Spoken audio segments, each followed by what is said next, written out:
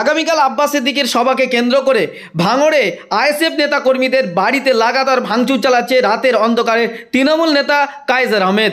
এমনই অভিযোগ আইএসএফ বিধায়ক নওশাদ সিদ্দিকীর।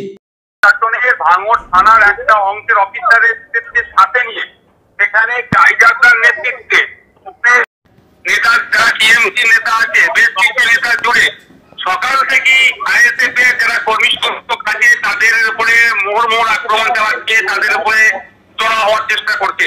আজকে আমাদের কিছু কর্মীকে তুলে নিয়ে গিয়ে তৃণমূলের ঝান্ডা ধরিয়ে তাদেরকে তৃণমূলে জয়েন করে ক্যাম্প হয়নি। সন্ধ্যার পরে আমাদের প্রাণগঞ্জ অঞ্চলের যিনি দায়িত্বশীল আছে তার বাড়িতে চড়া হয়, বাড়ি ভাঙচুর করে, তার বাড়ি থেকে তার নগদ 2.5 লাখ টাকা মতো কম বেশি সেখানে নেয়, তার বাবার টাকা ছিল সেটা নেয়, তার দলিল পত্র নাই, এইগুলো নিয়ে তার বাড়ির মহিলা সদস্যকে ঠেলাঠেলি করেছে, গায়ে হাতও দিয়েছে। দুঃখের বিষয় ওই ভদ্র মহিলাটি প্রেগনেন্ট ছিল, যে বর্তমানে চিত্তরঞ্জনের দিকে আসছে খবর পেলাম যে ওখানে লোকাল হসপিটাল তাকে তাকে ট্রান্সফার করে দিয়েছে, তেমন চিত্তরঞ্জনের দিকে আসছে। সুতরাং এই ধরনের কর্মকাণ্ড করছে। অ্যাকচুয়ালি এটা করার অন্যতম কারণ হচ্ছে আমাদের আইএসএফ চাইছে গণতন্ত্র প্রতিষ্ঠা হোক, কিন্তু যারা শাসক দলে নাম লিখিয়ে, যারা তোলে শাসক দলে নাম লিখিয়ে বর্তমানে যারা গরিবের জমি অল্প দামে কিনেছে বা বিক্রি করতে চায়নি, রেখেছে, তারা এই সমস্ত তাদের অবৈধ প্রপার্টি গুলো বাঁচানোর জন্য উঠে পড়ে লেগেছে।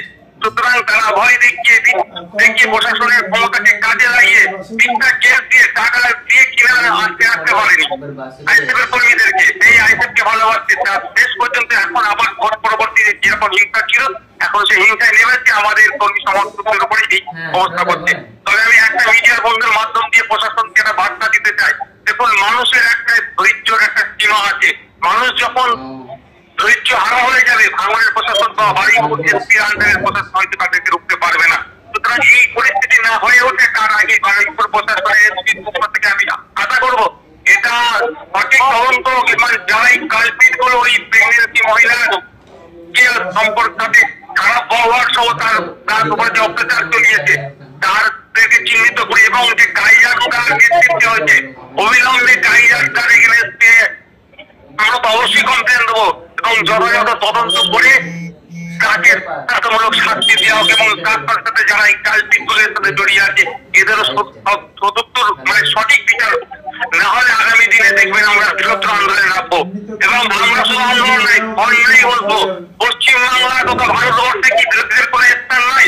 আমরা কি বিরোধী দল করে বলি কি আমরা মানুষ নয় নাকি? যে আমাদের মধ্যে অমানসিক অত্যাচার নামিয়ে আনা হচ্ছে, তাহলে তো বলতে পারি যে সংবিধানের পাড়া থেকে বা ইলেকশন কমিশন অফ ইন্ডিয়াতে বলে দিয়ে গাইডলাইন দিতে বলুন আমাদেরকে যে বিরোধীরা দল করতে পারবে না, যারা শাসক দলে আছে তারাই রাজনীতি করবে, এটা উল্লেখ করে দেওয়া দরকার। আমরা বিরোধী হয়ে যাওয়া একদম সরকার ছেলে হয়ে যাচ্ছি, আমার প্রশাসন আমাদের সাথে এই ধরনের অবিচার করছে।